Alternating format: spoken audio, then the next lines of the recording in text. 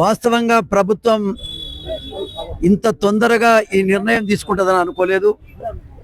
మన మంత్రి లక్ష్మణ్ కుమార్ యొక్క చొరవతోటి ముఖ్యమంత్రి కూడా ఆదేశించినట్టుగా మంత్రి గారు చెప్తా ఉన్నారు. కాబట్టి ముఖ్యమంత్రి గారు కూడా ఈ సందర్భంగా నేను ధన్యవాదాలు తెలియజేస్తా ఉన్నాను. శిథిలమైపోయే పరిస్థితి ఉంది, అక్కరకు రాని పరిస్థితుల్లో ఉంది. ఇంత చక్కటి ప్లేసులో ఈ భవనం ఈ రకంగా ఉండటం చాలా బాధాకరమైనటువంటి విషయం. ఏది ఏమైనా దళిత జాతులకు అన్ని రంగాల్లో అక్కరొచ్చే విధంగా దీన్ని తీర్చిదిద్దామని మన మంత్రి గారు మాట్లాడారు, కమిటెడ్గా మాట్లాడారు. ఎందుకంటే ముఖ్యమంత్రి గారి యొక్క ఆదేశం మేరకే వారి యొక్క కార్యక్రమాన్ని చేపట్టారు. కాబట్టి తప్పకుండా ఇది అమలవుతుంది. లక్ష్మణ్ కుమార్ యొక్క నాయకత్వంలో ఇది జరుగుతుందని మరొకసారి సందర్భంగానే తెలియజేస్తూ, ఈ రకమైనటువంటి నిర్ణయం తీసుకొని మరి కాచిగూడ హాస్టల్, మేమందరం పుట్టి పెరిగిన హాస్టల్, అది చదువు కోసం. ఆనాడు మరి మంత్రి గారు కూడా హాస్టల్లో ఉన్నాడు అనుకుంటున్నాను, కరీంనగర్లో. మరి దయాకర్ ఉన్నాడు. అయితే మేమంతా ఆ కాలంలో ఉద్యమాలు చేసి బి సత్యం అని ఉండే ఆ కాలంలో. అదేవిధంగా మన జేబీ రాజు గారు, నాగయ్య గారు ఆ కాలంలో పెద్ద ర్యాలీ తీసినాం. ఇప్పటిలో చేతనైతే లేదు, టీవీలు చూసుకుంటే ఇట్లా మాట.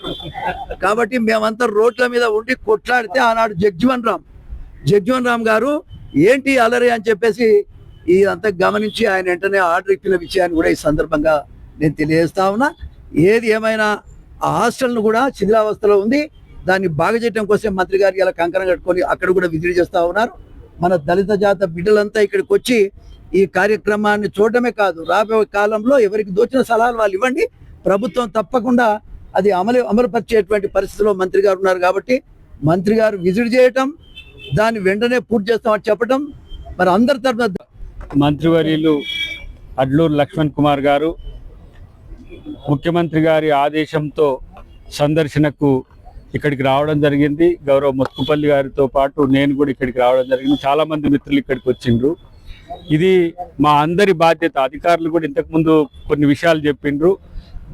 ఈరోజు మంత్రి గారు ఎంత సిన్సియర్గా కట్టుబడి ఉండు అని అంటే, భారతదేశంలోనే ఇది ప్రతి ఒక్కరు ఇక్కడికి వచ్చి చూసి అక్కడ అంబేద్కర్ టవర్ అంటే ఎట్లా ఉంటుంది, స్టడీ సర్కిల్స్ అంటే ఎట్లా ఉంటాయి అనే మోడల్గా కట్టాలనే ఒక తలంపు తనకు సీరియస్గా వచ్చింది. మమ్మల్ని అందరినీ కూడా భాగస్వామ్యం చేస్తూ మొన్న కూడా ముఖ్యమంత్రి గారి దృష్టికి తెచ్చేటప్పుడు దాన్ని వివిధ వర్గాల నుంచి ఏవేవైతే ఉంటాయో అవన్నీ సలహాలు సూచనలు తీసుకోండి అని చెప్పి వారికి మంత్రి గారికి ఆదేశించడం జరిగింది. కాబట్టి ఈరోజు ఫస్ట్ దీని యొక్క స్థితిని చూసిపోవడానికి వచ్చినాం. దీని తర్వాత ఇంకొకటి కూడా కాచిగూడ హాస్టల్, నింబోలి అడ్డ హాస్టల్ కూడా ఉంది.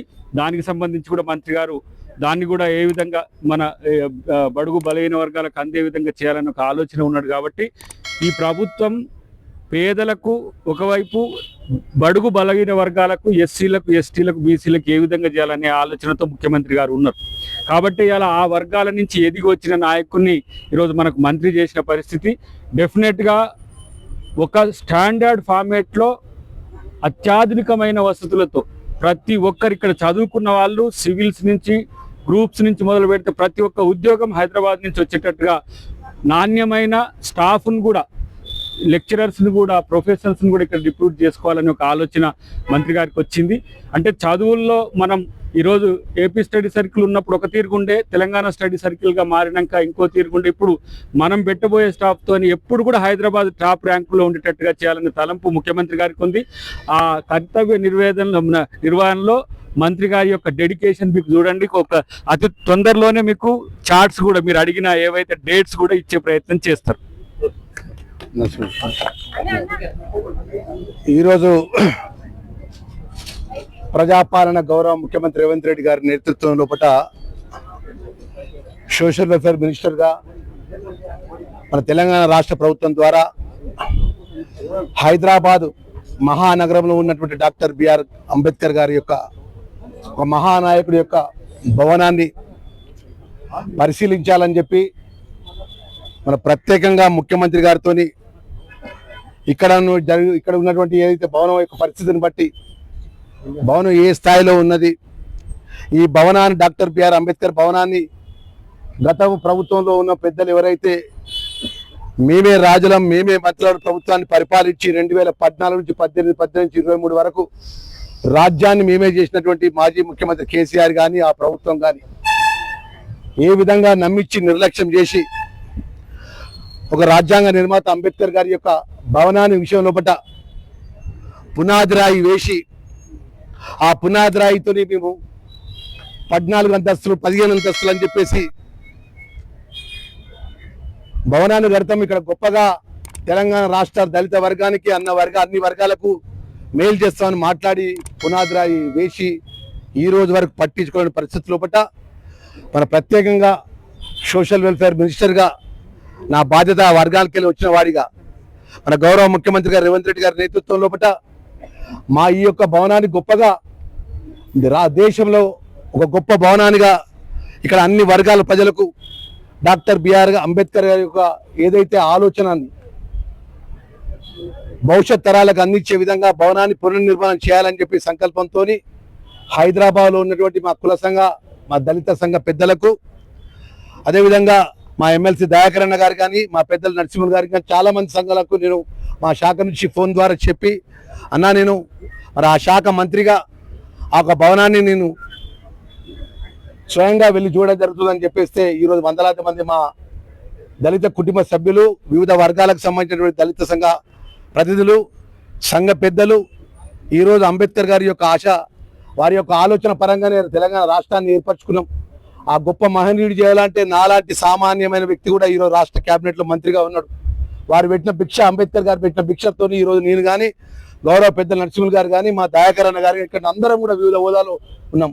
ఇవాళ మా సోషల్ వెల్ఫేర్ డిపార్ట్మెంట్స్ అధికారి VCMD మా హనుమంత్ నాయక్ గారు మా జిల్లా అధికారి తీసుకొచ్చినాం. ఇక్కడ కరెంటు కూడా లేదని చెప్పడం జరుగుతుంది. మాకు చాలా బాధ అనిపిస్తుంది. రాష్ట్రాన్ని తెచ్చుకునే విషయంలో పట్ల డప్పు కట్టింది మేము, ధరేసింది మేము. ఆ రోజు ప్రాణాలు అర్పించి తెలంగాణ ఉద్యమంలో పట్ల దళిత వర్గాలకు సంబంధించిన అందరూ మా యువత అంతా కూడా ప్రాణాలు లెక్క చేయకుండా మన నీళ్లు మనకు వస్తాయి, మన ఉద్యోగాలు మనకు వస్తాయి, మన బతుకులు బాగుపడతాయని చెప్పేసి ఎంతో ఆలోచనతో గొప్పగా పోతున్న సందర్భంలో పట్ల మా దేవుడు డాక్టర్ బిఆర్ అంబేద్కర్ గారి భవనాన్ని కూడా ఈరోజు పునాదేసి మరి ఆ మర్చిపోయినటువంటి సందర్భంలో పట్ల మన ముఖ్యమంత్రి గారి అనుమతితో ఇక్కడికి రావడం జరిగింది. మరి ఇక్కడ పెద్దలందరూ కూడా మీరు రాతపూర్వకంగా నాకు ఇవ్వండి, నేను ముఖ్యమంత్రి గారికి ప్రభుత్వం దృష్టికి తీసుకెళ్తా. గొప్పగా భవిష్యత్ తరాలకు మనం వెళ్తుంటే ఇది ఎక్కడదా ఎవరిదంటే డాక్టర్ బిఆర్ అంబేద్కర్ యొక్క టవర్ అనే విధంగా నిర్మాణం చేసే విధంగా నేను బాధ్యత తీసుకుంటా. మీరందరూ సహకరించాలని చెప్పి మీడియా సందర్భంగా మనవి చేయడానికి వచ్చిన. ఎందుకంటే ప్రాథమికంగా మొదటిసారి రావడం జరిగింది. మంత్రిగా బాధ్యతలు తీసుకున్నాక 6 నెలల లోపల జూబ్లీస్ ఎలక్షన్స్, గ్రామ పంచాయతీ ఎలక్షన్, మున్సిపాలిటీ ఎలక్షన్స్ ఉండడం వల్ల హైదరాబాద్ మహానగరంలో నేను రాలేకపోయాను. నేను ప్రభుత్వం అనుమతితో, ముఖ్యమంత్రి గారి అనుమతితో ఇక్కడ రావడం జరిగింది. దయచేసి మా మిత్రులందరూ కూడా మనవి చేసుకుంటున్నా. ఇవాళ వివిధ హోదాల్లో సంవత్సరాల క్రితం సంఘాలు నడిపించే పెద్దలందరూ కూడా చేతులు జోడించి మనవి చేసుకుంటున్నా. భవిష్యత్ తరాలకు గొప్పగా ఉండే విధంగా ఈ భవనాన్ని నిర్మాణం చేసే విషయంలో పట్ల ముఖ్యమంత్రి గారిని, ప్రభుత్వం గారిని మెప్పించే విషయంలో, ఒప్పించే విషయాల నేను బాధ్యత తీసుకుంటా. దానికి అనుకూలంగా అందరూ ఐక్యమత్యంతో మనం ముందుకు పోయే విధంగా మీ యొక్క రిప్రజెంటేషన్స్ ఇవ్వాలని చెప్పి కోరుకుంటూ, మరి ప్రత్యేకంగా మా అధికారులను కూడా ఇప్పుడే నేను మనవి చేసుకుంటున్నాను. మా VCMD గారు హనుమంత్ గారు ఇప్పుడే ఈ సందర్భం నుంచి ఆదేశిస్తున్న తక్షణమే కరెంటుకి సంబంధించిన ఏదైతుందో మన క్రూషియల్ అమౌంట్ నుంచి ఇమీడియట్గా ఆ పెండింగ్ బిల్ ఏదైనా ఉన్నది మీరు ట్రాన్స్ఫర్ CMD గారితో మాట్లాడి తక్షణమే కరెంటుకి సంబంధించినటువంటి సదుపాయాన్ని ఏర్పాటు చేయాలని చెప్పి మా అధికారులను ఆదేశిస్తున్నా. ఇక్కడ పూర్తిగా అసాంఘిక కార్యక్రమాలు జరగకుండా పూర్తి లైట్లతో ఉండి పోలీసుకు కూడా ఉత్తరం రాయండి. పోలీసు కూడా ఇక్కడ పికెటింగ్ ఉండే విధంగా, పోలీసు రాత్రి సెక్యూరిటీ ఉండే విధంగా అన్ని కూడా స్ట్రీట్ లైట్ ఇక్కడ ఉన్నటువంటి ఏదైతే అన్న మీరు ఏదైతే ఉన్నదో హనుమంత్ గారు, మీరు ఆ సంఘాల పరంగా వారి దరఖాస్తుని తీసుకోండి. నేను ఆ శాఖ మంత్రిగా చెప్తున్నా, బడ్జెట్ పరంగా ఇబ్బంది పడాల్సిన అవసరం లేదు. మా దేవుడు డాక్టర్ బిఆర్ అంబేద్కర్ గారు వారి భవనానికి సంబంధించిన పరిసరాలు కానీ స్థలాన్ని కాపాడుకోవాలన్న బాధ్యత ఇక్కడ వచ్చిన మా అందరిపై ఉన్నది. రాని పెద్దలు కూడా వారందరూ కూడా భాగస్వాములు అవుతారనే విషయాన్ని కూడా మనవి చేసుకుంటూ, రాబోయే రోజుల్లో మరి పెద్ద ఎత్తున ఇప్పుడు దయాకర్ అని చెప్తుండు అన్న, మన ప్రభుత్వంలో చట్టసభ ఎన్నికటువంటి గౌరవ శాసనసభ్యులను, శాసన మండలి సభ్యులను, ఎంపీలందరూ పిలిచి ఒక రౌండ్ టేబుల్ సమావేశం ఏర్పాటు చేద్దామన్నా. మన ఏ విధంగా మనం ఈ యొక్క టవర్ని ఏర్పాటు చేద్దాం, ఏ విధంగా భవిష్యత్ తరాలకి ఒకటినటువంటి అంబేద్కర్ స్టడీ సర్కిల్ కానీ, ఒక కళ్యాణ మండపం కానీ, ఇంకా ఇతర ఒక్కొక్క ఫ్లోర్కి ఒక్కొక్క గొప్పగా కార్పొరేట్ లెవెల్లో మరి ఎక్కడ కూడా తగ్గకుండా మరి ఆ విధంగా నిర్మాణం చేసే విధంగా అందరి అభిప్రాయాలు తీసుకొని ముందుకు పోదామనే విషయాన్ని కూడా వారి యొక్క సూచన చెప్తున్నాం. మన దానిలో భాగంగా మన సంఘాల పరంగా పెద్దలందరికీ కూడా నేను మనవి చేసుకుంటున్నా. మీ మంత్రిగా మీరు ఏదైనా ఉత్తరం రాసివ్వండి, అన్న ఈ విధంగా మనం ఆలోచన చేద్దాం, మరి ఈ విధంగా ముందుకెళ్దామనే విషయం లోపల మీ ఆలోచనలన్నీ కూడా నేను తీసుకుంటాను విషయాన్ని మనం మనవి చేసుకుంటూ, మరి మరొకసారి మరి ఈ సందర్భంలో మొదటిసారి రావడం జరిగింది కాబట్టి ఇది అనుకోకుండా నేను నిన్న అనుకున్నాను. ఈరోజు మధ్యాహ్నం మా అధికారులతో వచ్చి ఇక్కడ అందుబాటులో ఉన్న సంఘ పెద్దలతో కలిసి ఇక్కడ పెద్దలతో కలిసి మీడియా మిత్రుల సమక్షం లోపల ఈ యొక్క భవనం చూద్దామని వచ్చినప్పుడు సందర్భం లోపల మన వందలాది మంది మా మిత్రులందరూ వచ్చిండ్రు. వారందరికీ కూడా మనస్ఫూర్తిగా జై భీమ్ తెలియజేసుకుంటూ మరొకసారి మా మిత్రులందరూ కూడా మనం చేసుకుంటున్నా. ఇది మొదటి నుంచి ప్రతి మన బుధవారం గురువారం నేను సెక్రటరీలో అందుబాటులో ఉంటా.